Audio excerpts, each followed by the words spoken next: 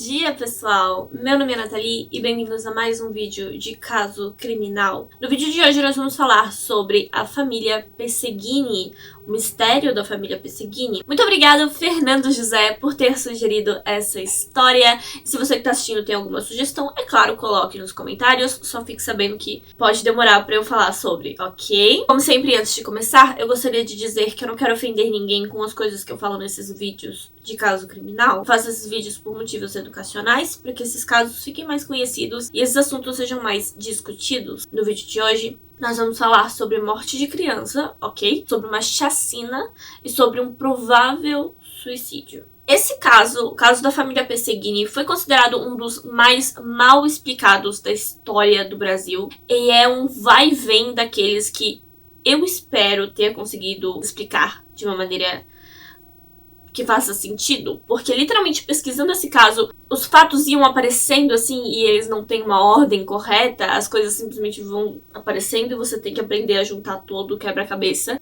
Complicado. A família Pesseguini era composta de 5 pessoas, pelo menos os presentes no dia do crime. A cabo da Polícia Militar, Andréia Regina Bovo Pesseguini, de 35 anos, o sargento Luiz Marcelo Pesseguini, de 40 anos de idade, o filho do casal Marcelinho Eduardo Bovo Pesseguini, de 13 anos. Presentes no dia do ocorrido também estavam a avó do Marcelinho por parte de mãe, Benedita, de 65 anos de idade, e a sua irmã Bernadette, de 55 anos de idade. Na noite de segunda-feira, dia 5 de agosto de 2013, toda a família foi encontrada morta em sua casa, na zona norte de São Paulo. Das vítimas, o Luiz Marcelo estava mais adiantado no estado de putrefação, indicando que ele foi morto horas antes do resto da família. Logo que chegaram à cena, os investigadores descartaram a possibilidade daquilo ter sido um roubo ou um ataque contra os PMs. Eles logo partiram para a ideia de que aquilo foi uma tragédia familiar e que o Marcelinho, de 13 anos, atirou em toda a família e depois cometeu suicídio.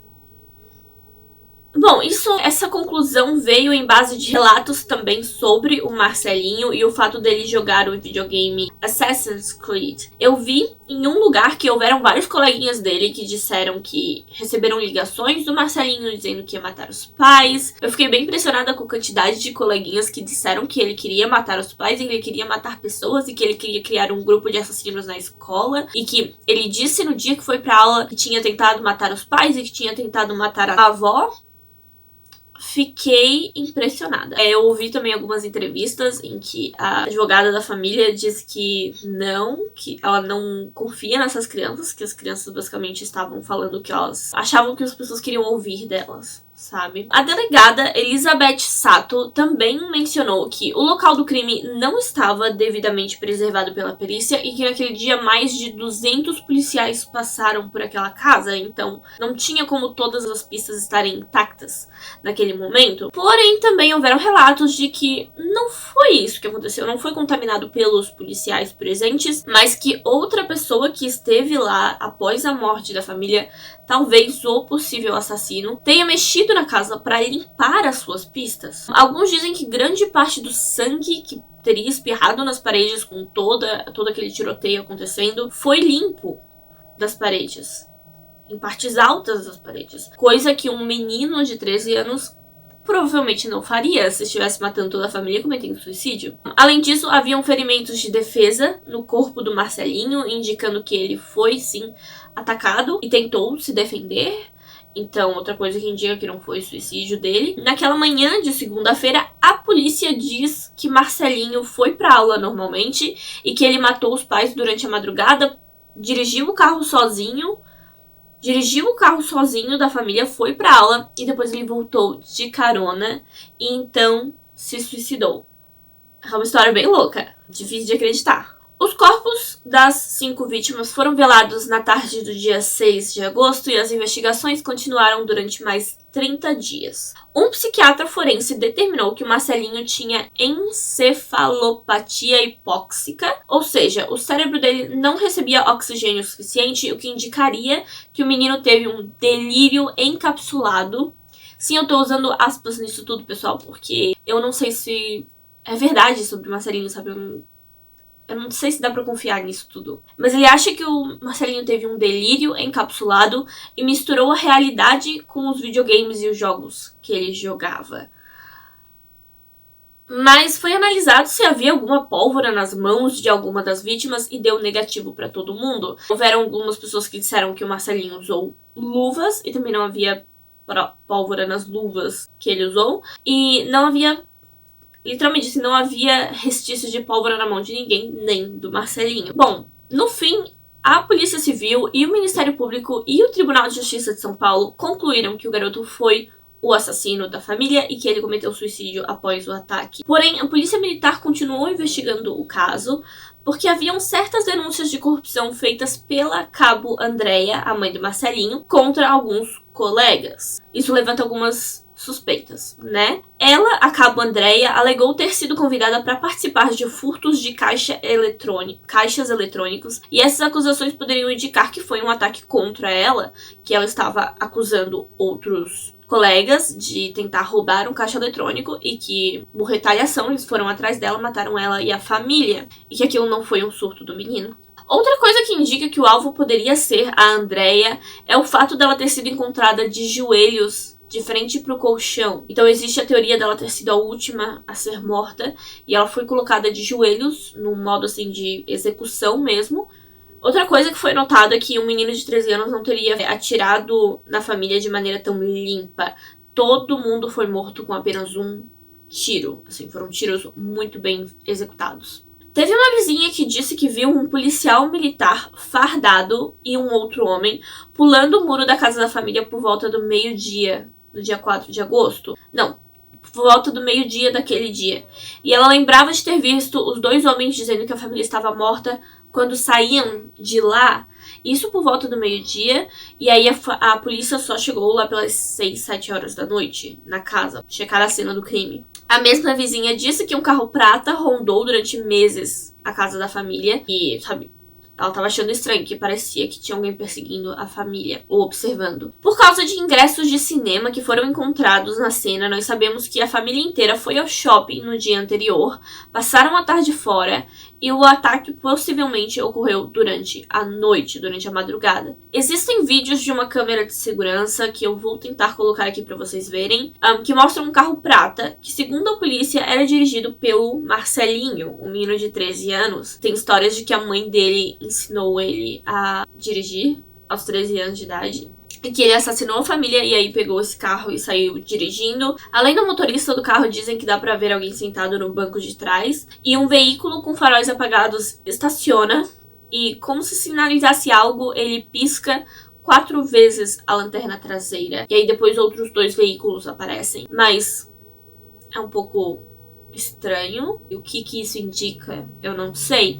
Onde o menino aprendeu a dirigir, a mãe dele realmente ensinou ele a dirigir aos 13 anos de idade. Por que ela faria isso? Quem estava acompanhando ele? Por que ele fez sinais com os faróis? Não faz o menor sentido. Não faz o menor sentido que o menino estivesse envolvido em toda essa conspiração contra a própria mãe, sabe? Não faz sentido que ele estivesse agindo sozinho também, se ele tinha esses carros vindo atrás dele, sabe? A gente tem que seguir pelas duas teorias. Ou foi um ataque contra os PMs, contra a Andréia e o Luiz, ou foi o Marcelinho se envolvendo em toda essa chacina e suicídio da sua família. E nos 2 casos, por que envolveria um menino num ataque contra os PMs, em que ele dirigiria um carro e sinalizaria que... sei lá. E por que o menino envolveria mais pessoas a ponto de ter o carro da família mais 3 carros? E ele tá sinalizando e se comunicando com pessoas, sabe? Oi? Não sei. Estranho demais. Alguns lugares dizem que o menino pegou o carro da mãe às 6 da manhã pra ir pra escola e depois voltou pra casa de carona. Mas... a escola telefonou para casa da família na tarde do dia 5, perguntando por que o Marcelinho não foi para aula. Então ele não foi para aula. Quem atendeu o telefone foi o tio dele, uma pessoa que preferiu ficar anônima, mas disse que era um tio. E foi ele também quem encontrou os corpos e chamou a polícia. E ele disse que ele chegou, tava olhando a cena assustado, quando a escola literalmente ligou pra ele à tarde e perguntou por que o Marcelinho não foi na aula. Então ele não foi pra aula. Ele não levou o carro da mãe. O comando da Polícia Militar declarou que não comentaria sobre a hipótese do ataque ser fruto de rivalidades entre os PMs, e eles pareciam mesmo levar todos os seus esforços a acusar um menino de 13 anos de ter matado os pais. Mais fatos que nos levam a pensar que foi um crime ligado à polícia é o fato de que o sargento Luiz Marcelo tinha que estar presente em uma operação às 5 da tarde daquele dia. Ele não compareceu, e ele não compareceu porque estava morto, né? E ninguém checou o porquê dele ter faltado, ninguém telefonou, ninguém perguntou por que ele não apareceu. É como se ninguém se importasse dele não estar presente, como se eles já soubessem que ele estava morto. Isso tudo são só teorias, pessoal, eu realmente não faço ideia do que aconteceu, assim, eu tô bem confusa tanto quanto vocês. Mas a família do sargento Luiz Marcelo contratou uma advogada, eu já mencionei antes, a advogada que não leva essas crianças, os relatos das crianças sobre o Marcelinho a sério. E essa advogada, além de tudo que eu já mencionei, ela encontrou outros problemas e vários erros no relatório da polícia, assim como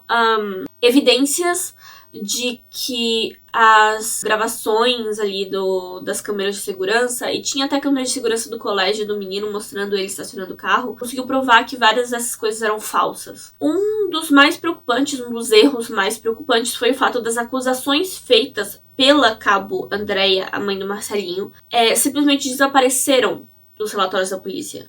Quando a advogada foi checar o que estava acontecendo com essas acusações, tinham investigações acontecendo antes disso tudo. E aí ela foi checar e elas desapareceram. Nunca aconteceu, assim. Bem estranho, bem, suspeito. Após várias tentativas de reabertura do caso na justiça brasileira, o caso foi denunciado pelos avós paternos do Marcelinho em 2018 à Organização dos Estados Americanos nos Estados Unidos, onde acredita-se que eles podem conseguir um desfecho melhor para essa história. Existem várias campanhas online, basicamente para inocentar o Marcelinho, porque é um menino de 13 anos, gente. É assim, mesmo que existisse a possibilidade dele ter feito isso com a família, o que todo mundo diz que não tem, por tudo que aconteceu, pela falta de pólvora nas mãos dele, pela posição em que ele estava, o corpo dele estava. Estranha a história do carro e dele ter dirigido e foi pra aula, não foi pra aula, tudo isso indica que provavelmente não foi ele. E mesmo que tivesse sido ele, é uma criança, Também não vamos agir como se ele fosse um adulto super inteligente, capaz de criar toda essa situação em volta dele, esse mistério incrível. Não, era um menino de 13 anos que jogava videogame e que falava pros amigos de vez em quando piadas sobre morte. Talvez. A gente não tem como confiar nessas crianças também. Existem várias campanhas online para inocentar o Marcelinho e encontrar os verdadeiros culpados desse caso. Continua sendo um mistério pessoal. Isso foi tudo que eu encontrei. Eu espero que tenha dado pra compreender, assim, a minha explicação, porque eu também estou perdida nessa história. Mas é isso. Muito obrigada por assistir até aqui. Muito obrigada se você deixou o seu like, se você deixou o seu comentário e se você se inscreveu no meu canal. As minhas redes sociais estão na descrição desse vídeo. E muito obrigada, Solange Mantovani. Muito obrigada por ser membro do meu canal. Se você que está assistindo gostaria de ser membro, é só clicar no botãozinho ali embaixo, onde você encontra um mundo de novas possibilidades. Obrigada por assistir. Eu vejo vocês no próximo vídeo. Tchau!